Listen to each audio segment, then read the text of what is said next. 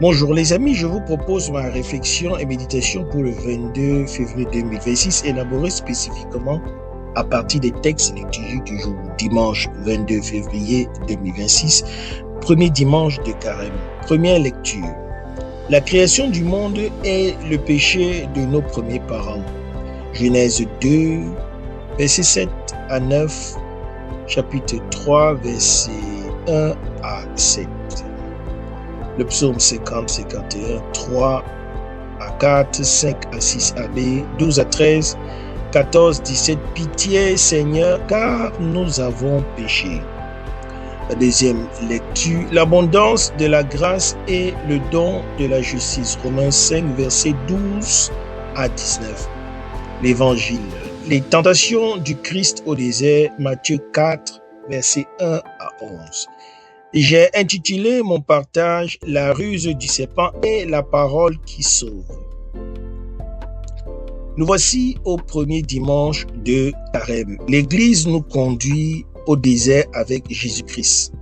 Et dans ce désert, nous retrouvons le tentateur, celui-là même qui, au jardin d'Éden, a séduit Adam et Ève par la ruse. Mais nous retrouvons aussi la parole, cette épée de l'esprit par laquelle Jésus terrasse l'ennemi.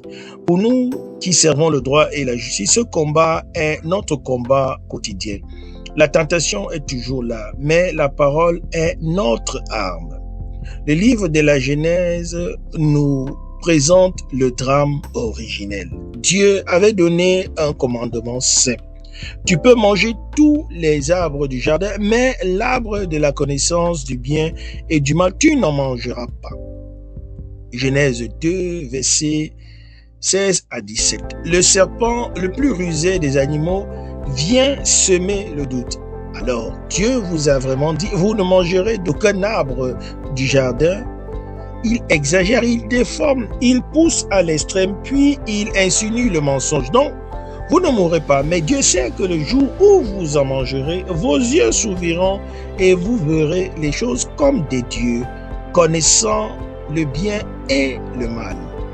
La tentation est toujours la même. Être comme Dieu, décider par soi-même du bien et du mal, se passer de la parole, devenir sa propre loi. Adam et Ève cèdent, leurs yeux s'ouvrent et ils découvrent qu'ils sont nus. La honte, la peur, la séparation entre le monde. Voilà le péché originel. Non pas un fruit croqué, mais la rupture de la confiance, l'orgueil de vouloir se faire Dieu, la désobéissance à la parole de vie. Pour nous, professionnels du droit, cette tentation est quotidienne. Nous sommes ceux qui disons le droit, qui connaissons le bien et le mal juridique, qui décidons de ce qui est juste et injuste. La tentation est grande de nous prendre pour des dieux, de nous approprier la justice comme si elle nous appartenait, de faire taire la parole de Dieu au nom de nos propres raisons. Chaque fois que nous jugeons sans amour, que nous appliquons à la lettre sans l'esprit, que nous utilisons le droit pour dominer au lieu de servir, nous mangeons du fruit défendu.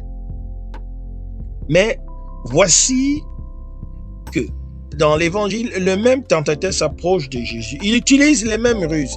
Si tu es le Fils de Dieu, ordonne que ces pierres deviennent des pains. La tentation du pain utilisait sa puissance pour satisfaire ses propres besoins. Jésus répond par la parole. L'homme ne vit pas seulement de pain, mais de toute parole qui sort de la bouche de Dieu. Matthieu 4, 4.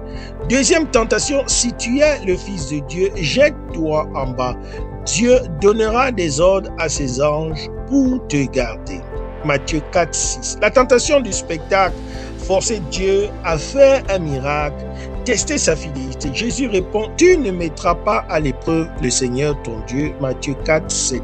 Troisième tentation, je te donnerai tout cela si tu te prosternes et m'adores. Matthieu 4, 9. La tentation du pouvoir, régner sur le monde en adorant l'idole. Jésus répond, c'est le Seigneur ton Dieu que tu adoreras, à lui seul tu rendras un culte. Matthieu 4, 10. À chaque fois, Jésus ne discute pas avec le tentateur. Il ne dialogue pas avec le mal. Il oppose la parole de Dieu et l'Écriture. La parole est son âme, son bouclier et sa nourriture. Paul dans la lettre aux Romains, tire la leçon de ce combat. Par la faute d'un seul, la mort a régné du fait de ce seul homme. Mais ceux qui reçoivent en abondance la grâce et le don de la justice régneront dans la vie par le seul Jésus-Christ. Si le péché d'Adam a introduit la condamnation, l'obéissance du Christ apporte la justification. Là où le péché a abondé, la grâce a surabondé. Pour nous, serviteurs du droit, cette parole est une espérance immense. Nous ne sommes pas condamnés à répéter la faute d'Adam. En Christ, une nouvelle justice nous est donnée.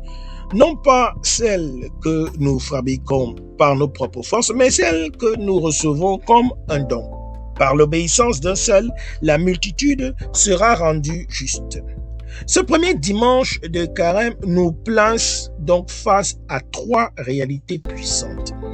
D'abord, la lucidité sur notre tentation permanente, vouloir être comme des dieux, décider du bien et du mal par nous-mêmes, nous passer de la parole. Ensuite, le modèle de Jésus face au tentateur, pas de dialogue, pas de compromis, mais la parole nue, l'écriture opposée comme une épée. Enfin, l'espérance, la grâce surabonde là où le péché abondait. Une justice nous est donnée plus forte que toutes nos injustices. Puissions-nous, en ce carême qui commence, vraiment entrer dans ce combat avec les armes de la parole. Puissions-nous reconnaître nos tentations professionnelles et les affronter avec la seule force qui vaille, la parole de Dieu. Et puissions-nous accueillir comme un don cette justice qui nous est offerte en Christ pour la partager autour de nous. C'est mon souhait, ma prière pour vous tous et pour moi-même. Merci d'avoir écouté. Bonne entrée en carême et bon dimanche à tous et à toutes. Je suis la terre du Christ. Soyez des terres fécondes du Christ dans vos milieux de vie professionnels, les hommes de loi et assimilés en particulier. Que Dieu nous bénisse.